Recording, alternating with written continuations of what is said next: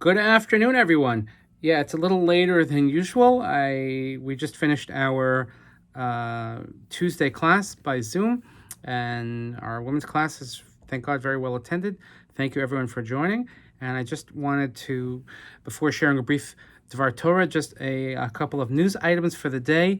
I had the opportunity to participate in a virtual bris this morning. So Mazel Tov to Jody and Ronen Samuels on last week, wishing them the birth of their son. And now today we had the bris. Netanel, Matan, Nathaniel, Lewis. Beautiful Simcha, Mazel Tov. Such a great way. We're going to celebrate properly when all of this craziness passes us. But just know that you feel the warm embrace of your community and your friends. And may Bizocha, Lagadol, Torah, L'chupa, L'masam Tovim. And he should be raised to be in the wonderful footsteps of his parents and grandparents. So mazel tov to your whole family. So great to be a part of it. Also, a couple of other announcements. Mazel tov to Mrs. Millie Zuckerman on the birth of a great-granddaughter, born to Stephanie and Ryan Abramow. They have a beautiful baby girl. Mazel tov to Ruth and Stephen Katz, the grandparents, the whole Zuckerman family. Great to share simchas. Again, even in the craziness, we still have, life moves on, and we celebrate all the wonderful things that we have in front of us. Special happy birthdays today to Jordan Stein, who just had her bat mitzvah. She got her bat mitzvah in under the gun, and luckily we're able to celebrate today Jordan's English birthday. And of course, happy birthday to Alan Shaw and to Laser Rothenberg, who have the same birthday every single year as it works out. These are the ones that I know. If it's somebody else's birthday, let me know. I'll be happy to announce it, and I wish Mazel Tov. I wanted to take something from the Haggadah that I mentioned yesterday. Again, this Haggadah, just one. And we know that when we get to the story of the four sons, it starts off with the phrase of Baruch HaMakom Baruch Hu, Baruch Shenasan Torah La'am Yisrael Baruch Hu. Probably we say it by singing Baruch HaMakom Baruch Hu, Baruch Shenasan Nasan Torah, Shenasan Torah. I will stop singing and we'll get to the speech. There's a beautiful quote here they bring from Rab Soloveitchik, and I want to share with you something else. And they quote from Rab Soloveitchik's essay, The Sacred of Profane. In what ways is the settler who has his own place superior to the nomad who has none of his own? First, the nomad is an exploiter, a parasite. He moves from one pasture to another, from one feeding ground to another. When favorable ecological conditions turn, he lifts his tent and travels anew. He has neither the desire nor intent to cultivate his land, for he has no land of his own, and he can always find new pastures. Secondly, the nomad has no mental bond with his land. Since he has offered it nothing, it offers him nothing.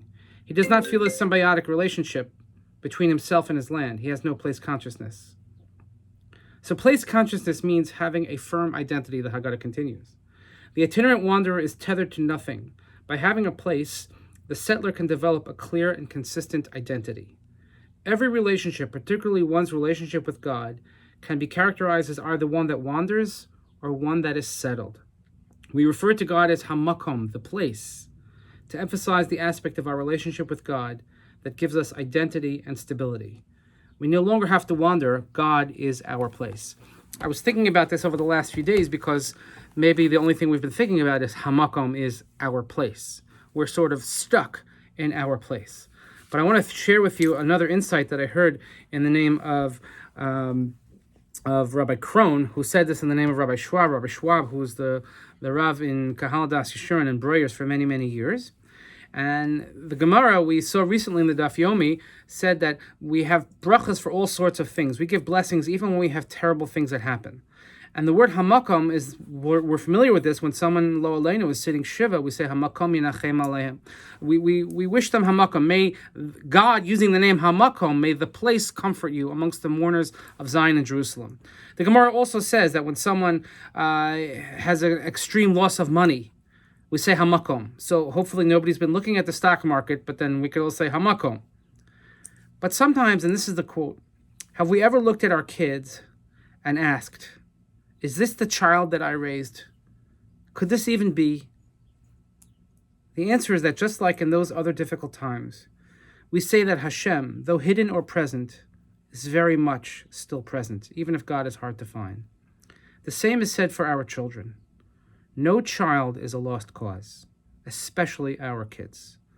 And that's why it says, Baruch HaMakom Baruch Hu. It says the word Baruch 4 times, blessed 4 times. One for each of the children, the Chacham, the Rasha, the Tam, the She'eni Yodea Lishol.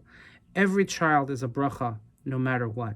So even when we've thrown up our hands and we've given up, and at a time like this, when we're all cramped together in one space, and maybe it gets to be a little much at times, take a deep breath, step back, and say that, you know what? Baruch HaMakom. God is with us. Maybe we can't see it right now, but God is there. And God is giving us all these types of messages. One day we'll come to understand this, I hope. But also with our children, every single child, no matter what, no matter how crazy they're driving you this week, or this day, or this hour, every single child is a bracha. And one day we'll look back and appreciate how we came out better for this. So again, I wish everybody a good day. We have Erica Brown today at 3 o'clock. Gemara Shir tonight at 7. I'm going to make a slight change for the Pesach question and answer, which will take place tomorrow evening, not tomorrow at noon, tomorrow evening at 7. I have a scheduling conflict, and I will send notice about that. But again, if you have any questions in advance about how to prepare your kitchen, whatever it might be, Pesach-related questions, we'll also discuss selling chametz. All that will take place tomorrow. So again, have a wonderful day, and hang in there. It's going to get better.